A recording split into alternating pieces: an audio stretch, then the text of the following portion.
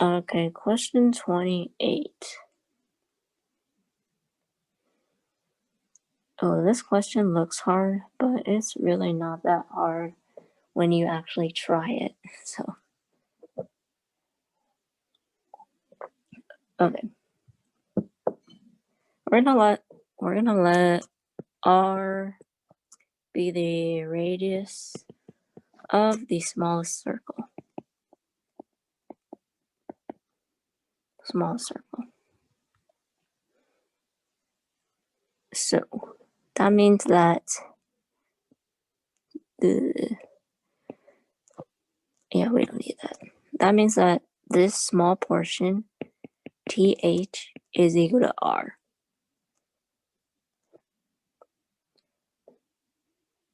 Then, using this big ratio thing, we can find that AH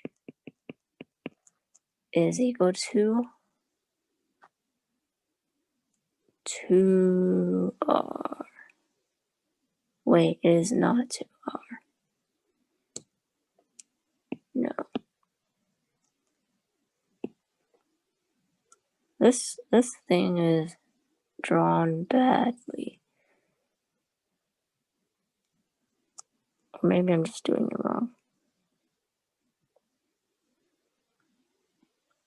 Okay, hold on.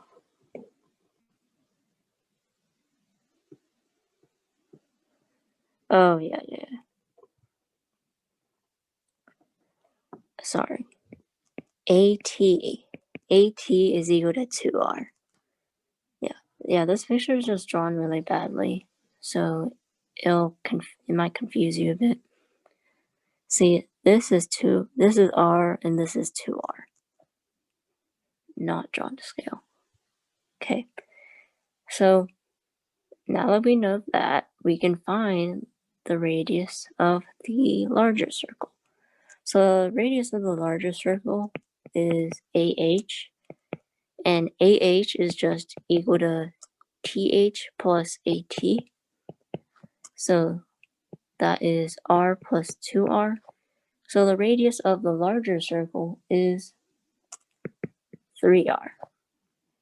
Now we can find the ratio, and the area of the smaller circle is just pi r squared, and the area of the larger circle is 9 pi r squared, and that is 1/9.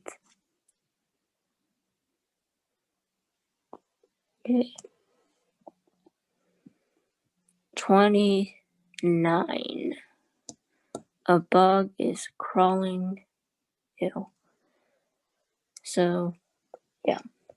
First, we're going to denote everything in terms of time. And time is just distance divided by speed. So for this first sentence, the first part of the sentence, the distance will be n, and the speed is n plus 1. This is the time for day 1. And then for day 2, the distance crawled is x plus 1, and the time is n squared plus n. Now we can add those all up. We can add these two together and find that it's equal to 6. And now we can solve for n. We can solve this big fat equation. And first of all, we're going to combine these two fractions together.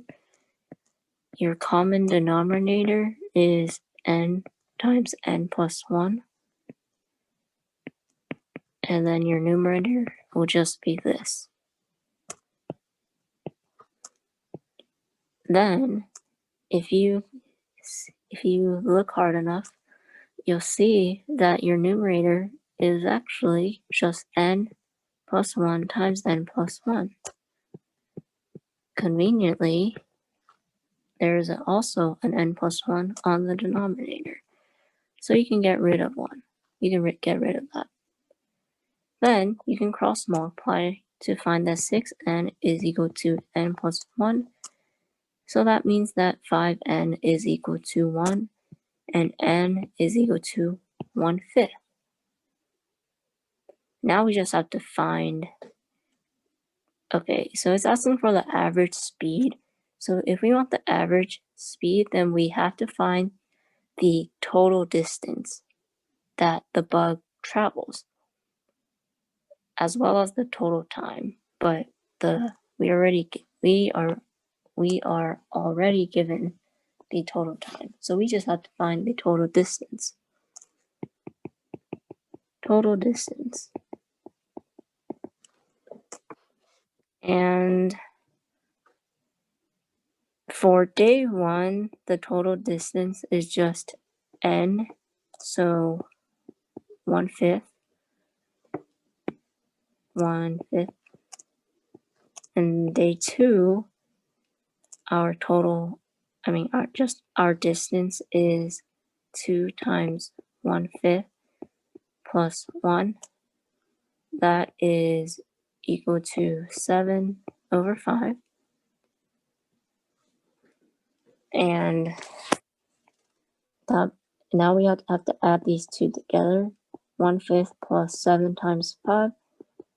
That gives you 8/5. I'm running out of space, but we're almost done. So your average speed will just be your total distance divided by your total time, 6. And yeah, just solve for this fraction. You'll get 4/15.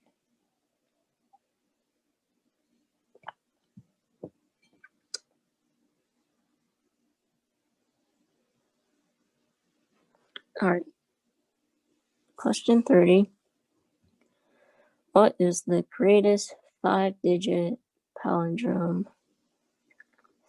such that 7n is a 6-digit one? Okay, this problem is relatively hard, and it just mainly requires a lot of work, like a lot of guess and checking. It just takes too long. And yeah, so we have to find the largest 5-digit palindrome. So let's just first see if we can make anything with 9 being our first digit and last digit. So multiply 7 by 9 to get 63. And we do this because we want to see if it is possible to make a 6-digit palindrome from these numbers. So 7 times 9 is 63. That means that 63 will be, well, that just means that the 3 will be the last digit of the 6-digit palindrome, as well as the first one. And as you can see, if 3 is the first digit of the big palindrome, then it's really not possible, since this number is too small. So we can ignore. We can move on. No more 9s. Now we just move on to the 8s. 7 times 8 is 56. That means that 6 will be our first digit and last digit. And 6 is a pretty big number, I guess. So it is possible for 6 to be the first digit of our palindrome. palindrome. And now you just do a bunch of guess and check. There's really not a smart way to do this. I don't think, at least. You make everything as big as possible. So 8 times 89998 is your biggest 5-digit palindrome that starts with 8. Multiply that by 7 and you'll get 62996. Yeah, that is not a palindrome. So you just have to work your way down and work your way down. You can try 8 next and you'll find that it doesn't work. You can try 7 next, find that it doesn't work, and you'll find that none of these work. So you move on to 8888. And then you can try all of these numbers all the way down until you find an actual palindrome. And you do. Your palindrome will be this, 88088. And conveniently, that is your answer.